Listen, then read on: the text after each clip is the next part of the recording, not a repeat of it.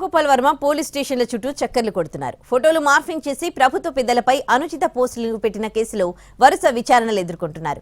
ఇప్పటికే ఒంగోలు రూరల్ పోలీసులు ఆయన ఎంక్వైరీ చేయగా సోమవారం తమ ఎదుట హాజరు కావాలని గుంటూరు పోలీసులు నోటీసులు ఇచ్చారు. 1-2 రోజుల్లో అనకాపల్లి పోలీసులు సైతం వర్మను విచారించే అవకాశం ఉంది. కాంట్రవర్సీలకు కేర్ ఆఫ్ అయిన దర్శకుడు రామ్ గోపాల్ వర్మకు ఏపీ పోలీసులు చుక్కలు చూపిస్తున్నారు. వివిధ జిల్లాల్లో నమోదైన కేసుల విచారణ వేగవంతమైంది. ప్రభుత్వ పెద్దల ఫోటోలను మార్ఫింగ్ చేసి కించపరిచే విధంగా సోషల్ మీడియాలో పోస్టింగులు పెట్టడంపై అభ్యంతరాలు వ్యక్తమయ్యాయి. ఇప్పటికే ఒంగోలు పోలీసులు ఎదుట సుదీర్ఘ విచారణ ఎదుర్కొన్నారు వర్మ. దాదాపు 9 గంటల పాటు వివిధ కోణాల్లో సమాచారం రాబట్టారు. గుంటూరు జిల్లాలో నమోదైన కేసులకు వ్యక్తిగత హాజరు అనివార్యమైంది. సోమవారం విచారణకు వెళ్లాల్సి ఉంది.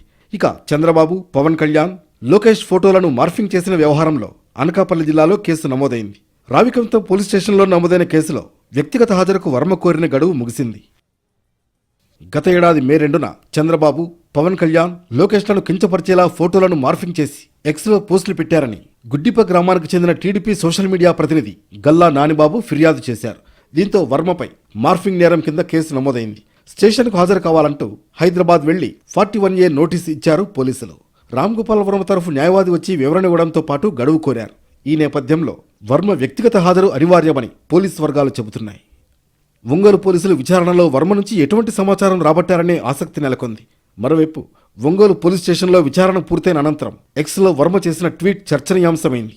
I love Ongole police even more 3 cheers అంటూ పెగ్గుతో ఉన్న ఫోటోను పోస్ట్ చేశారు.